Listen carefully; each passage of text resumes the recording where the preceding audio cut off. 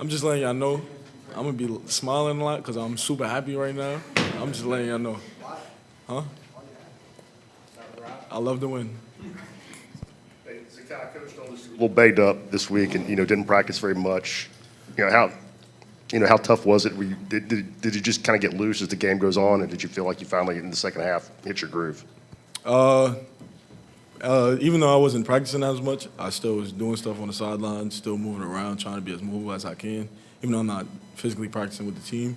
So I don't think it was just felt more active during game time, but it was just maybe adrenaline, and my teammates got me going. So that's really all I could put it to, my teammates.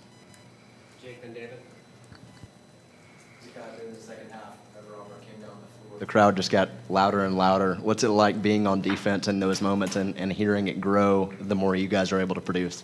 That's just giving us a boost. Like, we got another teammate on the floor, and that just makes us feel like, oh, now we know we're definitely going to get a stop right now.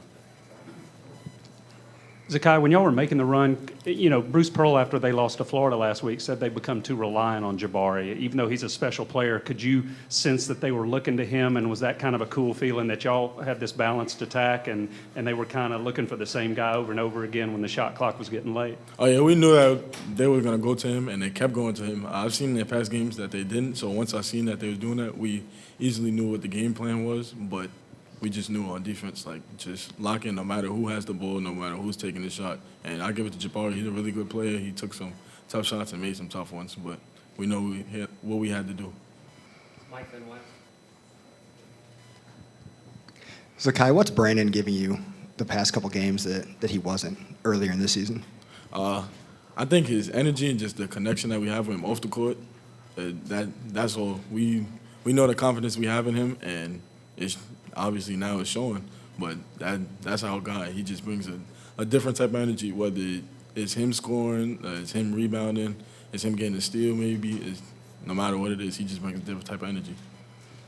Zakai, I know that your recruitment got started kind of late, and I'm not sure how many, if any, visits you really took, but in terms of this kind of atmosphere playing in this building, had you seen anything in your life to compare? I don't know if you ever, gone to the Garden or wherever growing up. I mean, did you have any idea how loud it would be?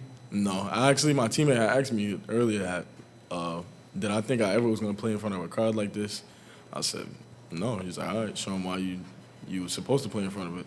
Maybe the largest crowd before this was maybe 500 people I played in front. So coming to this, it's amazing. It's a different feeling.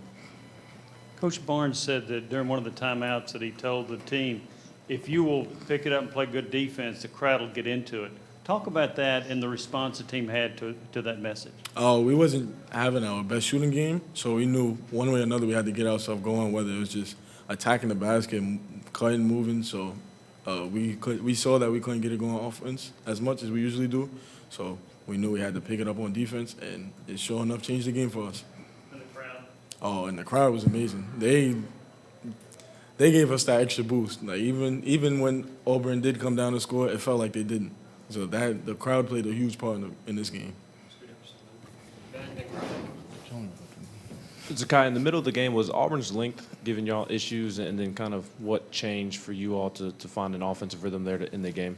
Honestly, it was just I feel like it was us just standing around, being one-on-one players, just attacking, throwing up crazy shots, and not doing what we usually do. So second half came back around, and we knew we just had to do exactly what we needed to do, and that's what we did. So I got two questions. I'll start with this one first. Just how much fun was it celebrating with the win with the students and, everything after the game? It was great. I didn't even get to run into the crowd. I tried to run, and this man right here grabbed me. But I'll see all those guys later, but it's just going to be a crazy feeling. Words cannot explain how Rocky Top is.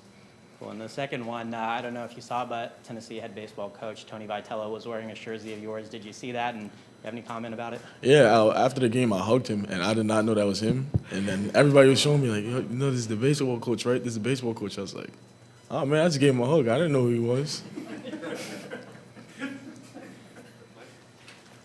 Oh, you do know? Okay. Thank you. Oh, Grant, I'm sorry. I knew there was one down there. Zakai, the three you hit to tie it, of the big shots you've hit this year, where does that one kind of fall in?